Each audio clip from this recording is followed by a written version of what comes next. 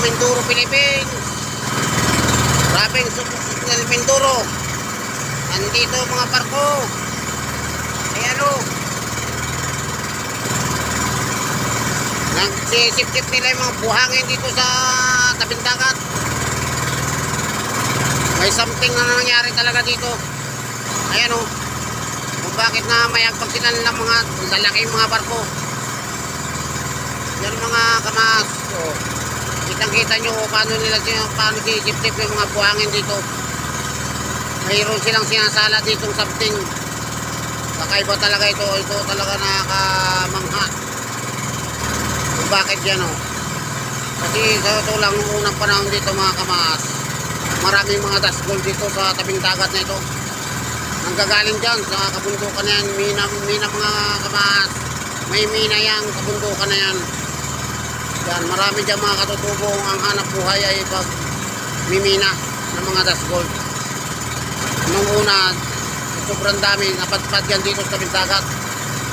Nung una mga kamas, dito sa tabing dagat talaga nagmimina mga Katagalugan. Yan, mga dust gold na nakukuha. Ngayon, hindi na. Barko na ng mga taga-China yata ito.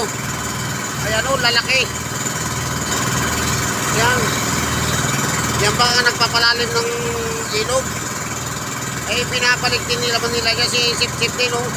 Ang lalaki mga barko o. Namas. O.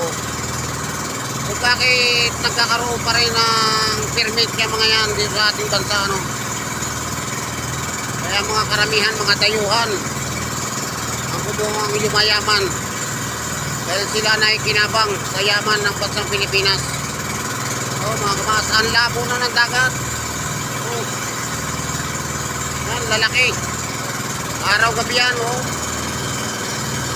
Oh. Yan. Araw gabi yan, sila ang nag-ooperate dyan. Yan ang mga buhangin. Yan pa sinabi nagpapalalim. Oh. Ayan mga kamas, oh. Lahat yan nag-ooperate oh. Talagang hindi ko lubos maisip ano. Mayroong something na nangyayari talaga dito. Hindi ko alam kung sinong mga nakikinabang yan. Kung bakit nagkaroon ng mga permit yan para mag-operate dito. Yan mga kamas oh. May mga panipsip yung mga yan. Oh, lahat yan, mag-operate mga kamas, sabay-sabay yan, araw-gabi.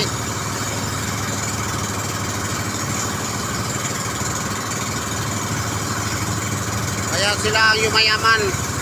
At dapat ang Pilipinas ang makinabang, hindi ibang bansa na ikinabang. Ayan mga kamas, oh. Kitang-kita naman ninyo. Yan ang ebidensya.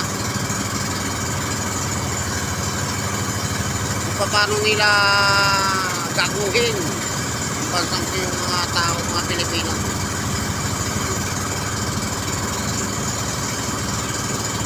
Oh. Mga kamahat yan o. Pati yung isang yung largo ang operate nila araw-gabi. Yung sa auto lang mayroon talagang binukuha yan dito. Oh. Yan baga na sabi ko kunin ng buhangin. Meron silang kinukuha dyan, hindi buhangin. Yun ang totoo niyan mga ulol. Wag ako. Ha? Alam ko yan.